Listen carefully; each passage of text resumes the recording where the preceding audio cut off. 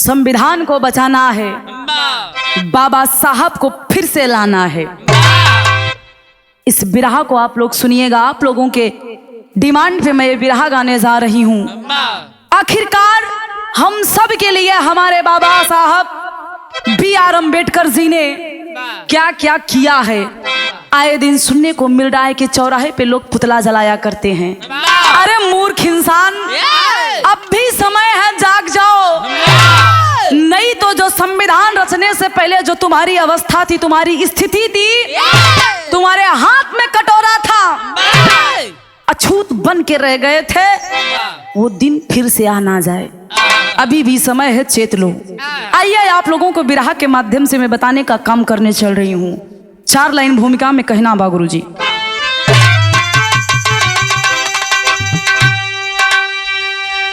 विद्वान की अनगिनत श्रृंखला में और नहीं देश है कोई भारत से आगे। गौतम परमहंस स्वामी विवेका हर दुनिया की छाती पे इस पर धागे। लहू के गुलामी ने माँ भारती से अरे या चली के उद्गम से जोड़ा है ना।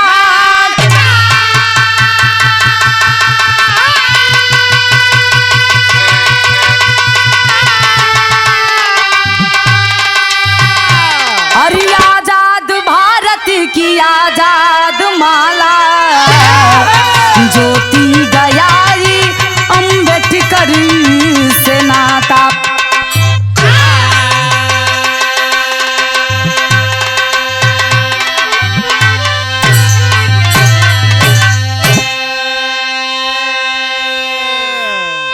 आजाद भारत की आजाद माला ज्योति गया ने जोड़ा अम्बेडकर से नाता। ऐ मेरे बिरहा के सुनने वाले बाबू भाई, हर बिरहा को आप लोगों ने प्यार दिया, सपोर्ट दिया। मैं पहले भी एक बिरहा में गाई थी, गांधी जी की फांसी। उस बिरहा को आप लोगों ने बड़ा ही प्यार दिया, स्नेह दिया, दुलार दिया। लेकिन ये बिरहा मैं कुछ सबसे हट के गा रही हूँ, जो आज तक बाबा साहब के बारे में हर कोई गाया है, हर कोई सुनाया है। उन सब से हट के कहानी में आप सबके बीच में रखने का प्रयास कर रही हूँ। सच्चाई, आज के लोग आज के जमाना में भक्ति कम अंधभक्ति ज्यादा कर रहे हैं। जो हमारे रियल के हीरो हैं, हमारे रियल के भगवान हैं, डॉक्टर B.R. अम्बेडकर बाबा साहब, जिन्हें हम सम्मान से कहा करते हैं, जो कि हमारे रियल के भगवान हैं, जिन्होंने हमें सीखना, शिक्षा, पढ़ना, लिखना, समाज में उठने बैठने का हुनर बताया, अछूत हटाया। आज हम अपने मर्जी का हर काम कर सकते हैं, कहीं जा सकते हैं, कहीं आ सकते हैं।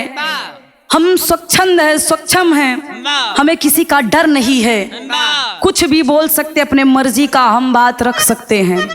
ये हमको किसने दिया है? किसी मंदिर से, किसी मस्जिद से आप लोग नहीं पाए हैं, ये बाबा साहब का देन है। अरे हम नहीं कहते हैं कि आप लोग पूजा मत करिए, भक्ति मत करिए, लेकिन जो हमारे रियल के भगवान हैं, आप उनके साथ अन्याय नहीं कर सकते। इसलिए निवेदन है, कहानी बा सुनिहा आप लोग। 1 लाइन कव्वाली के टुकड़ा है गुरुजी।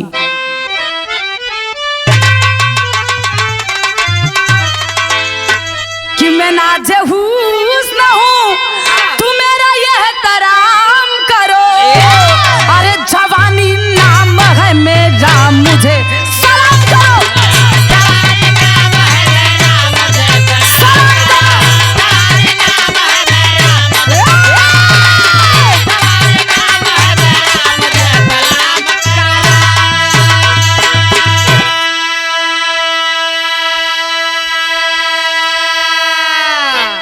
लेकिन बिरहा में लोग आजकल जोड़ देते हुन, अगर लेडीज के गाओ तो मर्द गावत हुन कि मैं तुझे सलाम करूं, तू मेरा ये कैसा काम करो। अपनी मस्त जवानी हमारे एक सब छोड़ा, लेकिन हमरे मानी गया कवि जी बड़ी सुंदर लाइन लिखत हुवन। का लिखलन?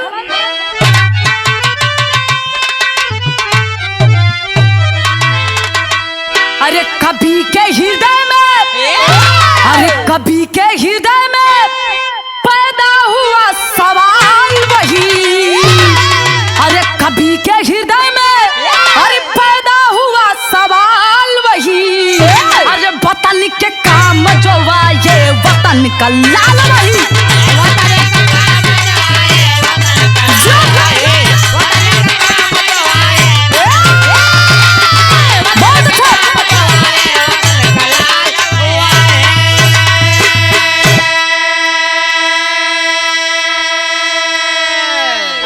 वतन के काम जो वाये वतन का लाल वही। ए भैया, जे भारत माता खातिर अपने जान के कुर्बानी दे देला, असल में वही वतन के लाल होला। जैसन कि हमारे आदरणीय बाबा साहब जी ने किया। वो एक इंसान के लिए नहीं, अपने ही समाज के लिए नहीं, बल्कि पूरे हिंदुस्तान के लिए एक सीख दिए, जीने का तौर तरीका दिए, अंग्रेजों से छुटकारा दिलाए। वो थे हमारे रतन। लेकिन कहानी कहां से बा गुरुजी? शहर में कहना।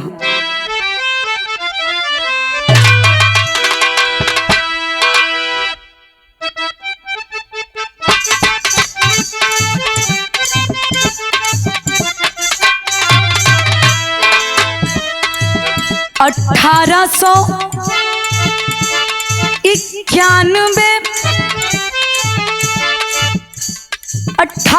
1891 में 14 अप्रैल पावन था, गोद में भीमा जी के लहर गया सावन था।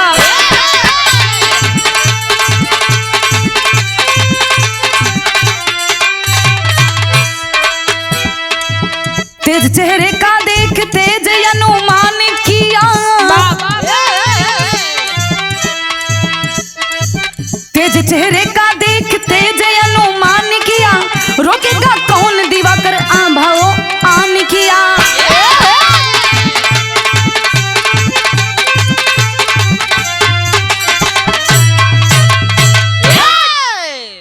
ए भैया, कहानी के तनिषा समझ ला। कहानी कैसन बा?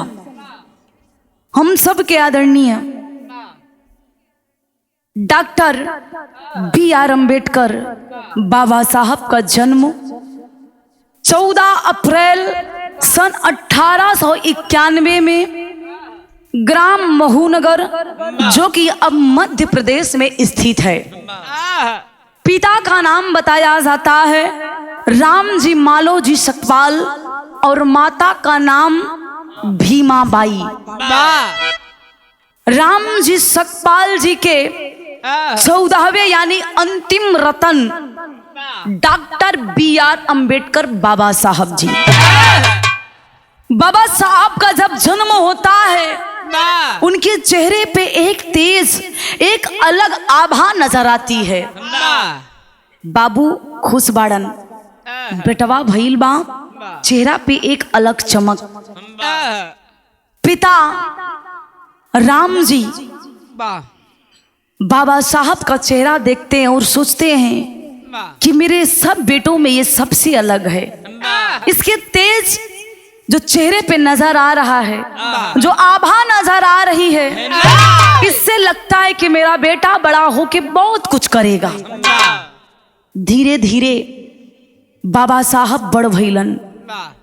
बचपन से ही दिल में इच्छा रहल शिक्षा के, लेकिन ये समाज की जो कुरीतियां थी, जो ये समाज में प्रथाएं चल रही थी कि अछूत लोगों को शिक्षा से वंचित है, अछूत लोग शिक्षा नहीं ग्रहण कर सकते। लेकिन बाबा साहब को छूट मिला था, लेकिन विद्यालय में बैठ के शिक्षा लेने की छूट नहीं मिली थी। जो कि अदर बच्चे थे और समाज के और भी बच्चे थे जिनकी इच्छा थी, लेकिन उनके हाथ में पुस्तक देख के इस समाज के जो ठेकेदार थे, वो उन बच्चों से किताबें छीन लिया करते थे। यह तुम्हारा हक नहीं है, शिक्षा हम ले सकते हैं। शिक्षा तुम्हारे लिए नहीं बनी है, बारे वो समाज, बारे वो दिन, लेकिन उससे भी लड़ाई लड़ते हैं कौन? हमारे बाबा साहब। समय बढ़त बा, अब पढ़ाई में धीरे धीरे रुचि लगल बा, तो होखत का बा गुरुजी? एक लाइन तरज हो।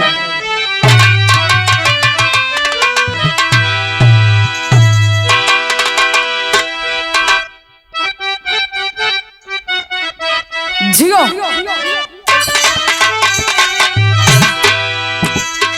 ओहे तरज बाम पियावा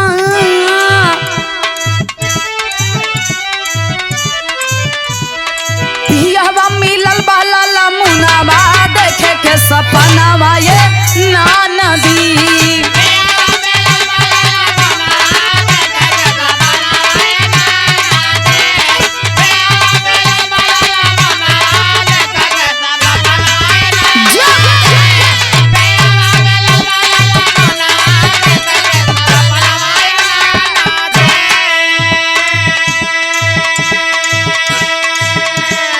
बाबा साहब के दिल में इच्छा, उन्हें पढ़ाई से, शिक्षा से बड़ा गहरा प्रेम हो गया, एक अलग लगाव हो गया। भले ही माता पिता चाहे कि मेरा बेटा विद्यालय ना जाए, क्योंकि हम लोगों को वो अधिकार नहीं मिला है, लेकिन बाबा साहब का मन मात्र पढ़ाई में लगने लगा। कैसे?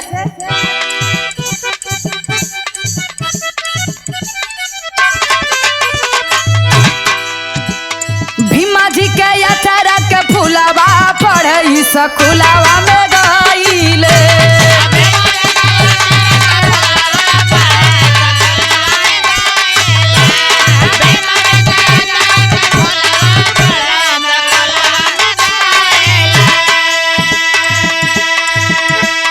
कही के या छूत मारे सबही में हनवा,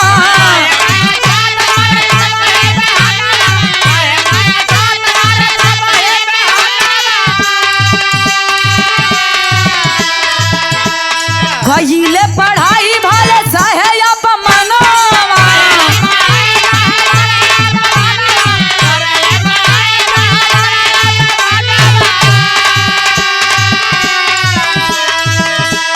छुए नाही पौले ई सकुलवा पढ़ई सकुलवा में गईले।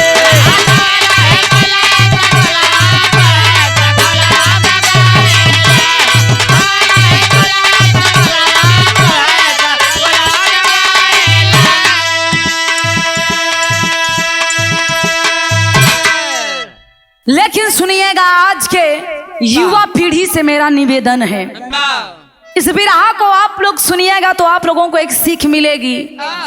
हमारे बाबा साहब जिनको हम पूजते हैं, मानते हैं, ऐसे ही नहीं इनको उपाधि मिली है, ऐसे ही नहीं इतना बड़ा कार्य करके इन्होंने दिखाया। इसके पीछे कितना संघर्ष किए। बाबा साहब जब धीरे धीरे 5-6 साल के हुए, इनकी पढ़ाई में रुचि लगने लगी और ये प्रयास करने लगे विद्यालय जाने के लिए। लेकिन ये भैया जब स्कूल जाए खातिर घर से निकले तो घर वाले रोके, काहे खातिर? कि नियम ना रहल, अधिकार ना ही मिलल रहे कि उनकरा के शिक्षा मिल पावे। लेकिन बाबा साहब कैसे भी करके, मजदूरी करके, पैसा इकट्ठा करके एक पुस्तक खरीदते हैं और उस पुस्तक को लेके जब विद्यालय में जाते हैं तो हाथ पकड़ के इनका स्कूल से बाहर किया जाता है कि चलो जाइए आप, शिक्षा आपके लिए नहीं बना है, आपका कर्म है, धर्म है लोगों की सेवा करना, शिक्षा लेना आपका कर्म, आपका धर्म नहीं है। ए भैया स्कूल से जब बाहर निकालल गईलन तब बाबा साहब प्रतिज्ञा कैलन कि भले ही हमके स्कूल में बैठे के अधिकार ना मिलल बा, लेकिन पढ़े के अधिकार हमरा से केहू छीन नहीं पाई। बाबा साहब स्कूल के पिछवाड़े से पढ़ाई करे लगलन।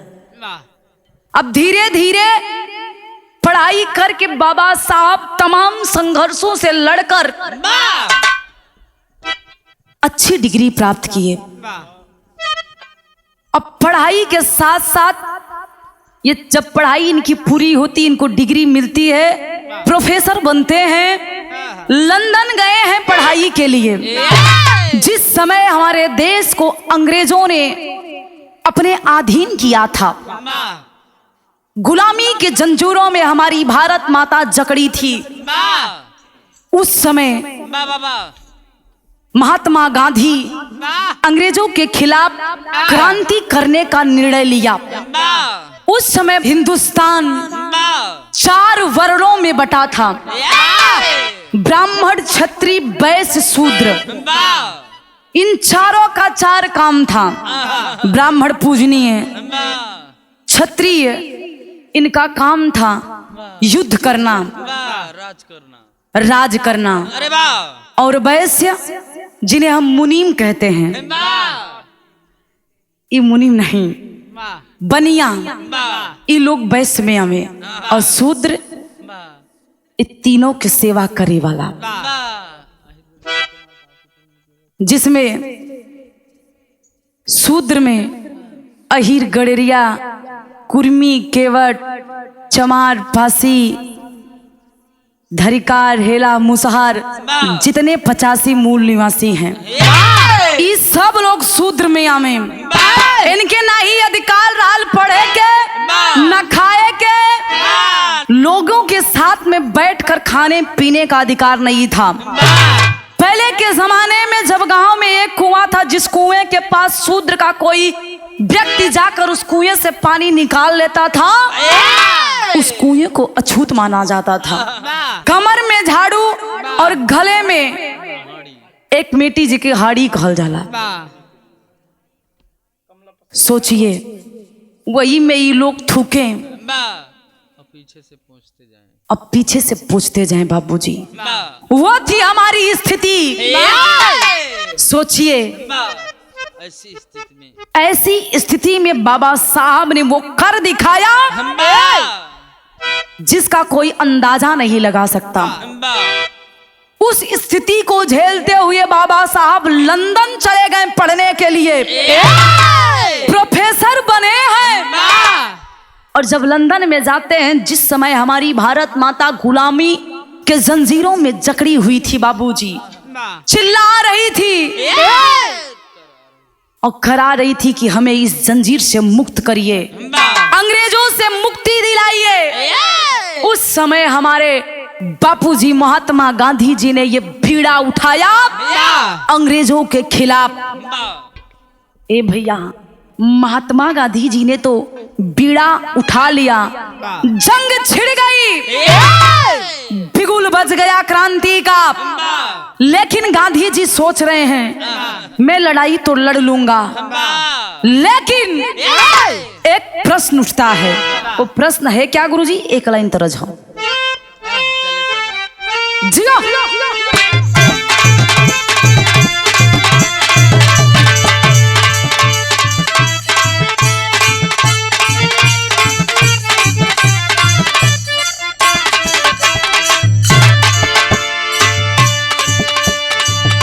कर संग करबू भौजी अब की के परब, भैया यार भगैले ना,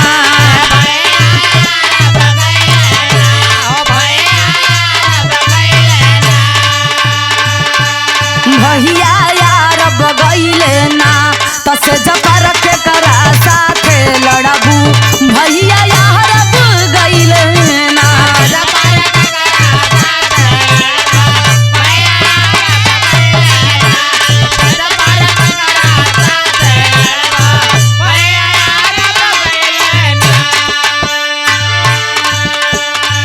लेकिन बिरहा पे गौर करिए, हाँ, आज खून पसीना एक करके कठिन परिस्थितियों को झेलकर डॉक्टर B.R. अम्बेडकर बाबा साहब तमाम कठिनाइयों को झेलते हुए आज बड़ी उपलब्धि प्राप्त करके लंदन में पढ़ाई कर रहे हैं।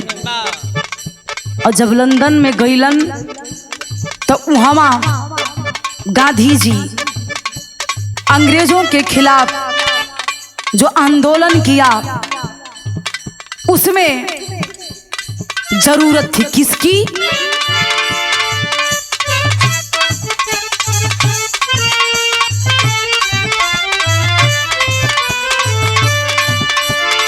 जबकि भारत माई लिहली खून में समाधि, गाधी मांगे चल लेना।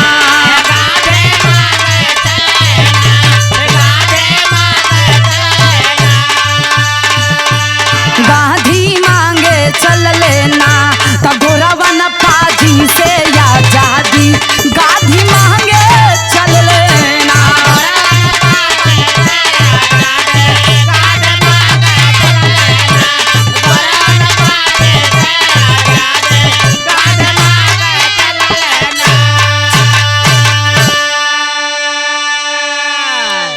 महात्मा गांधी जी जब आंदोलन किए अंग्रेजों के खिलाफ, अपनी भारत माता को बचाने के लिए, अपना देश बचाने के लिए, उनके बीच उस क्रांति में, उस आंदोलन में तमाम कठिनाइयां आई। वो कठिनाइयां आई कैसे?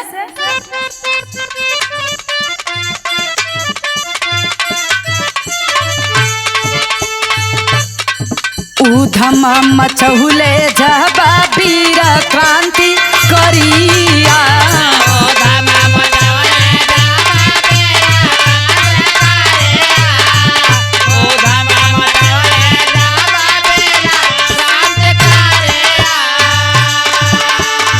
छोड़ो हिंद उड़ाली लवरिया।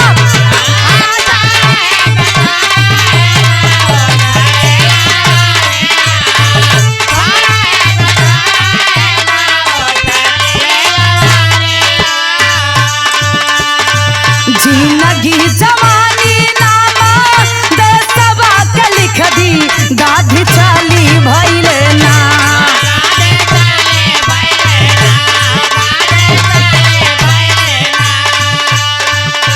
गाधी चली भइले ना, तपाजी गोरवन से आजादी, गाधी चली भइले ना।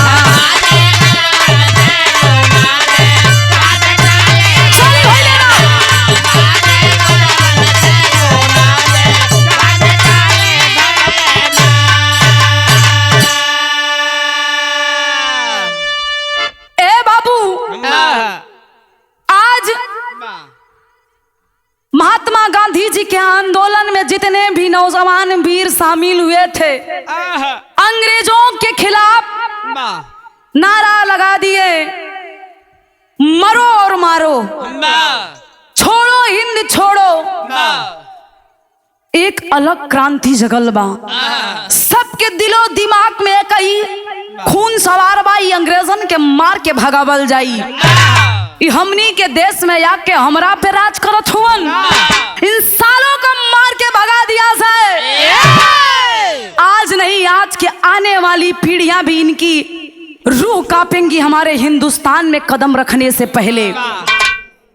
अलग लवर उठल बा, अलग आग लगल बा, लेकिन ये बिचवा में एक काम होत, एक घटना घटल का। एक लाइन तरज हो,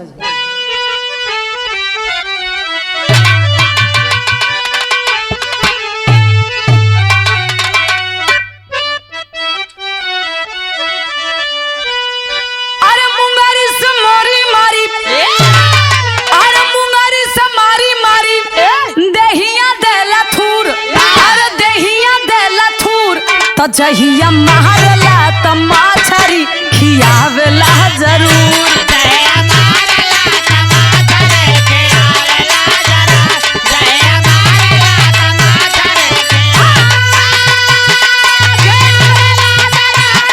जियो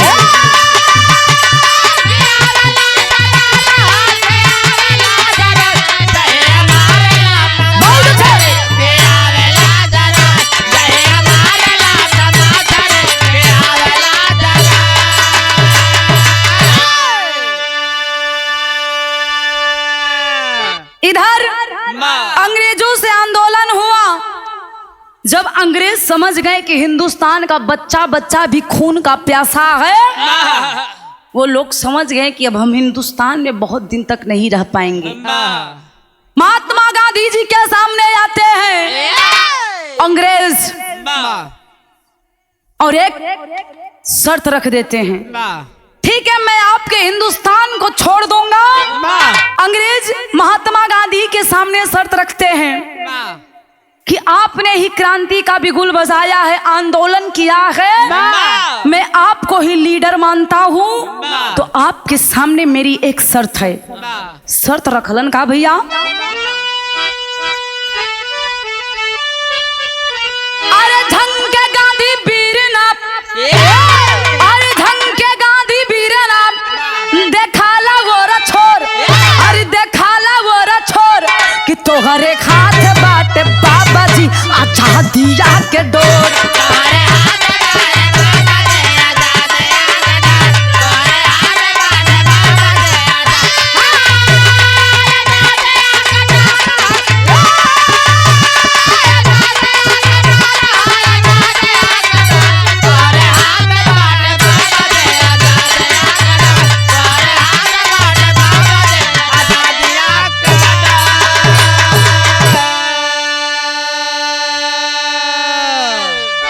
महात्मा गांधी जी के सामने जब शर्त रखा गया तो महात्मा गांधी जी के दिमाग में एक इंसान आया। उस समय भी छुआछूत बड़े चरम सीमा पे थी। ये मैं नहीं कह रही हूँ, सच्चाई है, आप लोग सुनेंगे बुरा जरूर लगेगा, लेकिन ये हकीकत कोई बदल नहीं सकता। उस समय कलर का भी भेदभाव हुआ करता था, जो काले रंग का था और जो गोरे रंग का था, एक दूसरे के पास ये लोग बैठ नहीं सकते थे, कलर का भी भेदभाव था। ए पंचो, महात्मा गांधी जी के दिमाग में बाबा साहब का चेहरा आया। जिस समय उन्हें फांसी होने से बचाए थे हमारे बाबा साहब जी, छठ दिना दिमाग में गांधी जी के आइल, अगर एक ही इंसान है जो अपने हिंदुस्तान को संभाल सकता है, इन अंग्रेजों को मुंह तोड़ जवाब दे सकता है, वो और कोई नहीं बाबा साहब हैं। महात्मा गांधी जी आते हैं बाबा साहब के सामने, पूरी सच्चाई को बताते हैं। बाबा साहब कोलन बतिया बा कैसन बताई हमके पूरा बात, तो गांधी जी बतावत हुन कैसे गुरुजी अंतरा में।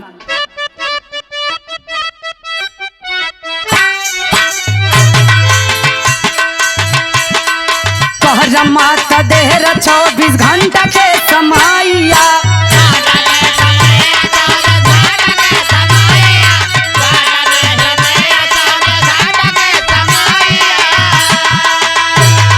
मांगेला कानूनवा बनाई के मुदाइया,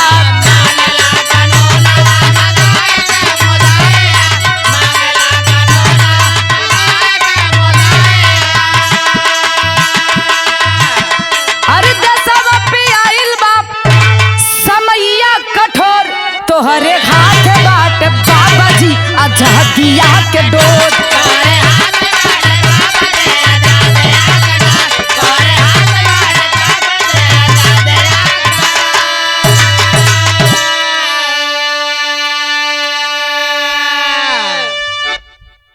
अंग्रेजों का शर्त था, बाबा साहब से गांधी जी बता रहे हैं कि अंग्रेजों ने शर्त रखा है, मैं आपके देश को छोड़कर चला जाऊंगा, आपको मैं 24 घंटे का वक्त देता हूं, 24 घंटे का टाइम है, आप कुछ ऐसा दिखाइए, कुछ ऐसा बताइए, हमको भी भरोसा हो जाए कि आप लोग अपने देश को संभाल सकते हैं, देश को चला सकते हैं।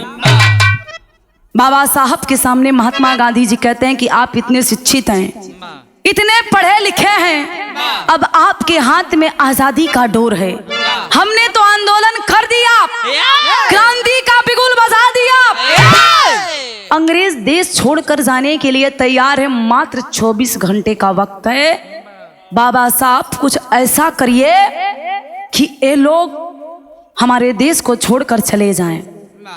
बाबा साहब आत्ममंथन करते हैं, आत्मचिंतन करते हैं कि हमें करना क्या है, लेकिन इस 24 घंटा में बाबा साहब अपन कलम उठौलन। जवन कलम के छुए के अधिकार उस समय में हमनी के ना रहल। उस समय में बाबा साहब अपन पेन के उठौलन और 24 घंटा में चमत्कार कैलन। का कैलन गुरुजी? तेरी में कहना बा।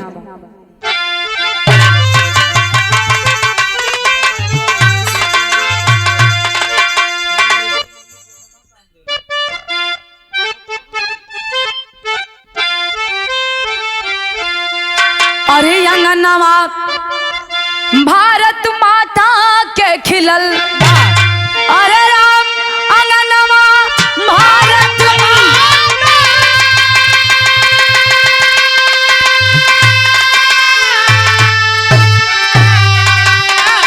हो, अंगनवा भारत माता के खिलल, तो निकला दलित पुंज से संविधान का दाता। यार हो दाता, यार हो निकला दलित पुंज से संविधान का दाता। अंगनवा भारत माता के खिलल। जौने अंगना में दलितन खातिर कोनो व्यवस्था ना रहल, वही दलित पुंज से संविधान के जन्मदाता निकलन, भारत माता के बचावे वाला निकलन। 24 घंटा में बाबा साहब अपन पेन उठौलन, संविधान का प्रारूप बनाकर अंग्रेजों के मुंह पे थप्पड़ मार दिए। और जब 24 घंटा में संविधान के प्रारूप बना के अंग्रेजन के मुंह पे तमाचा मरलन, तो अंग्रेज समझ गईलन कि अब हमनी के ज्यादा दिन तक यहाँ ना रह पाई। काहे खातिर? इ लोग समझ गईल हवन और समझदार हो गईल हवन। तैयार बाबा साहब कैलन का भैया? पापट में कहना बा।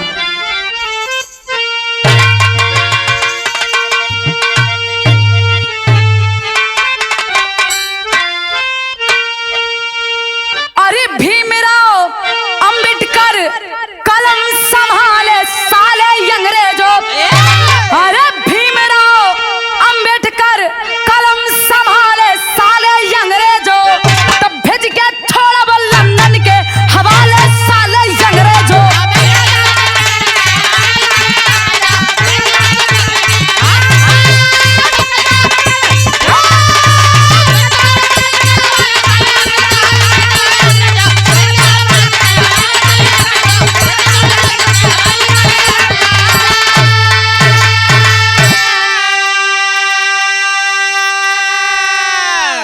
स्वीकार चुनौती तेरी बापूजी आके बोले हो, तो आखिर में कल क्या होगा?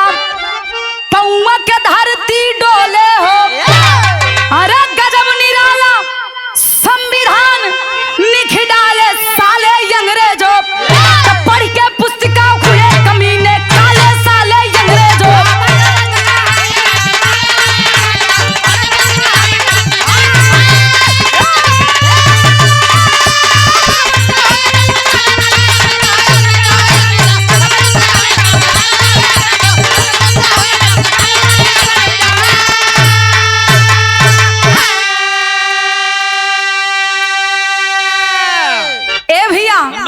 गांधी जी के सामने जब वो प्रारूप तैयार हुआ, अंग्रेजों से जाके बाबा साहब कहने लगे, अरे सालों तुम्हारी क्या औकात मेरे हिंदुस्तान की धरती पे अपना पैर जमाओगे?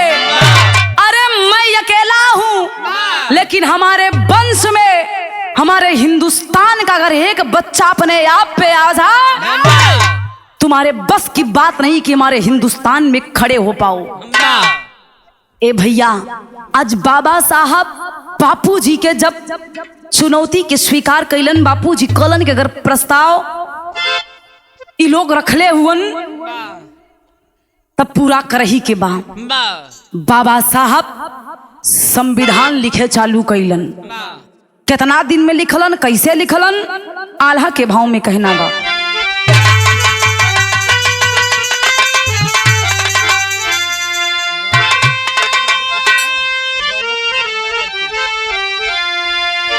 अरे दुश्मन के झंडा झुकल मिला लिया जदिया भैया।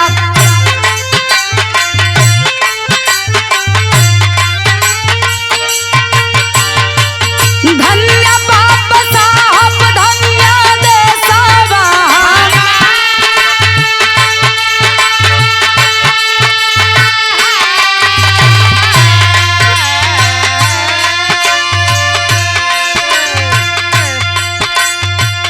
गइल अंग्रेज छोड़ा हिंद की नगरिया पंचो।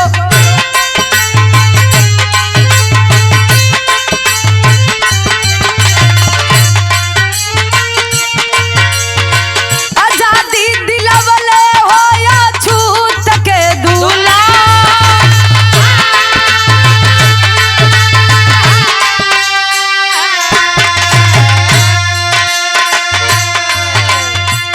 ऐसन कानून पूरे दुनिया में बाटे नहीं।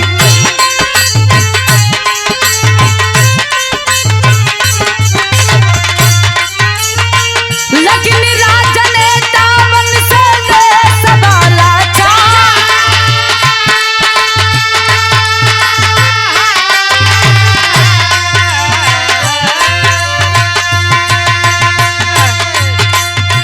जहू ने दलित के बेटा दलदल से निकाला बाबू।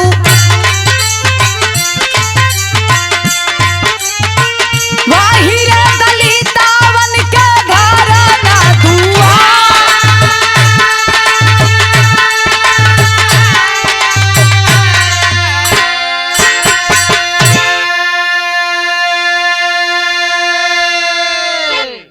सुनिएगा पंचो, आज बाबा साहब मेहनत किए, अंग्रेजों का चुनौती का सामना किए, संविधान के प्रारूप के साथ साथ संविधान का रचना कर डाले। संविधान के रचना करे में कितना समय लगल? 2 वर्ष 11 माह 18 दिन। इतने कम समय में बाबा साहब ने संविधान का रचना किया और अंग्रेजों के मुंह पे फेंका। जब अंग्रेज उस संविधान के पढ़लन तो बाप रे बाप अवाक रह गईलन कि बारे हिंदुस्तान की जनता, बारे हिंदुस्तान के लोग, बारे हिंदुस्तान का नौजवान लड़का इतने कम समय में इतना बड़ा संविधान का रचना कर दिया। ये कोई मामूली बात नहीं है। वो के रहल दलित घराना से, दलित वंश से, जेकर आज घर दुआर नहीं बा, जेकर कतो वता पता नहीं बा। संविधान का रचना हुआ, संविधान के बलबूते पे हमारा देश आज भी चलता है। वो देन किसकी है? डॉक्टर BR अंबेडकर बाबा साहब की, जिन्होंने हमको जीने का तौर तरीका बताया, समाज में उठने बैठने का अधिकार दिलाया। उस बाबा साहब की देन है। लेकिन आज उस संविधान को कुछ राजनेता मिलके उसे खत्म करने का प्रयास कर रहे हैं। लेकिन सुनिएगा ऐ साहब, जो सोच रहे हो कि संविधान को खत्म कर देंगे, तो एक बात समझ लेना, ये आप हम लोगों के लिए नहीं कर रहे, आप अपने लिए भी ये नियम, ये कानून बना रहे हैं। कहीं ऐसा ना हो कि वो दिन आ जाए जिस दिन के लिए बाबा साहब, महात्मा गांधी, सुभाष चंद्र बोस, भगत सिंह इतनी लड़ाइयां लड़के ये आज ये दिन हमको मिला है। वहाँ कोनो ऋषि मुनि नहीं रहलन, वहाँ श्राप नहीं चलल, वहाँ आशीर्वाद ना चलल, वहाँ मेहनत भइल, परिश्रम भइल, खून पसीना एक भइल, तब ज्ञान ना काम कैलेस। हाँ, वहाँ कोनो ऋषि मुनि नहीं गईलन, ना कोनो देवता प्रकट भइलन। हाँ ए भैया, ये से भक्ति करिए पर अंध भक्ति नहीं करिए। समझिए। अपने महापुरुषों के बारे में अगर आप अपने महापुरुषों के बारे में समझ जाएंगे तो मैं गारंटी के साथ 100% दावा करती हूँ आपका जो अंधभक्ति आपके दिमाग में, आपके दिलो दिमाग में छाया है, ये दूर हो जाएगा। इसलिए निवेदन है, इस बिरहा को सुनिएगा, बाबा साहब की जीवनी पढ़िएगा, स्वामी विवेकानंद की, परमहंस स्वामी की, जिन्होंने हम सब के लिए एक नया मार्ग दिया है, उनकी जीवनी पढ़िए, उनके बारे में जानने का प्रयास करिए। अरे वो समाज के नीच मूर्ख इंसान जो पुतला बाबा साहब के मूर्तियों को जलाते हैं, लात से कुचलते हैं, उनसे मैं कहना चाहूंगी कि आपको शिक्षा का ज्ञान नहीं है। आज उन्हीं की देन है। हम अपने महापुरुषों के बारे में अगर जानेंगे तो मैं गारंटी करती हूँ कि आपको ज्ञान की प्राप्ति होगी। जो शिक्षा की ज्योति को जलाई ज्योतिबा राव फूले, जिनको हम पूजते हैं, मानते हैं, जिनकी ही देन है कि आज हम लोग शिक्षा का महत्व समझते हैं। इसलिए हम उनकी पूजा करें, उनके बारे में जाने। इसलिए निवेदन है आप सबसे, खड़ी के लाइन में गुरुजी कहना बा।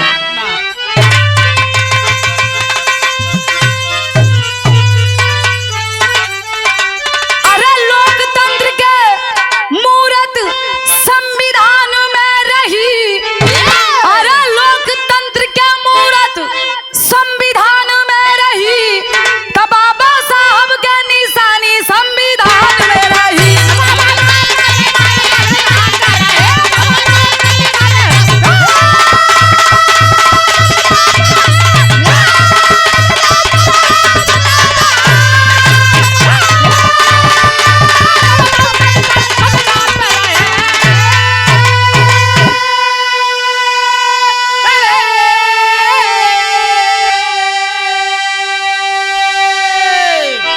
अरे 1585 के लिखल बा समझ धरिया, अरे कहे फिर दलितन के डूबेला ने मारिया।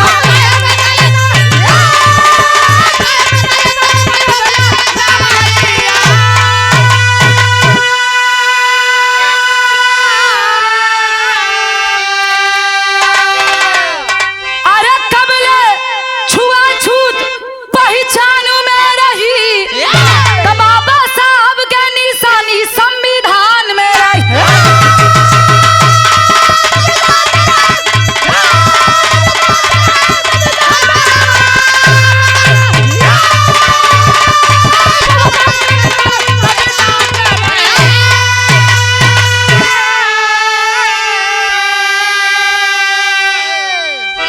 ए पंचो, ये आने वाली हर पीढ़ी माने या ना माने, लेकिन उनकी दिल, उनकी आत्मा जरूर ये बात को मानेगी कि संविधान के बदौलत ये हिंदुस्तान चल रहा है।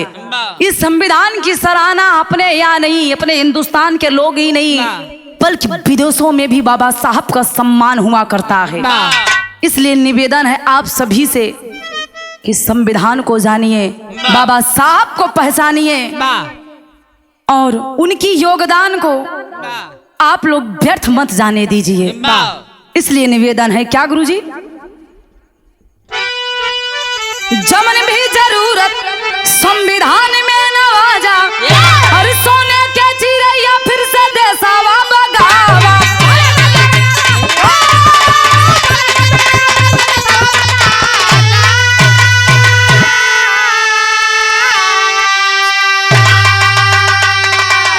अरे जबले चमक अनोखी सूरज चांद में रही, तब बाबा साहब के निशानी संविधान में रही।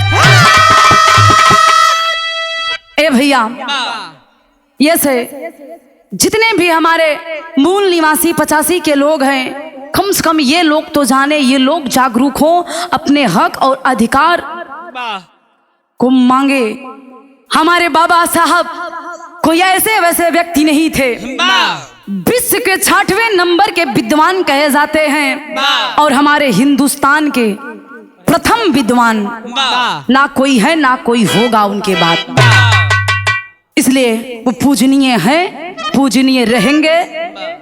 और जो नहीं मानते हैं उनसे निवेदन है जानिए और जागरूक होइए तब मानिए। और अपने संविधान को बचा लीजिए। अंतिम और आखिरी लाइन में कहना बा,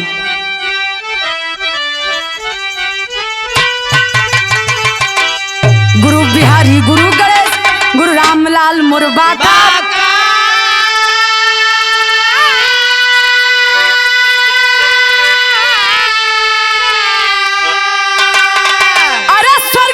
चंद्रिका कवि बच्चन के विजय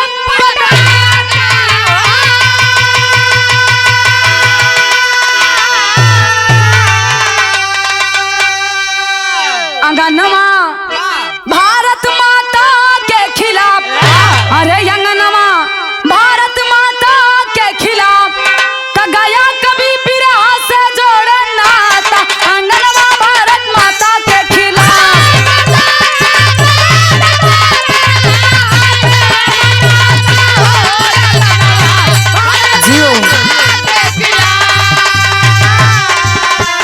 भारत माता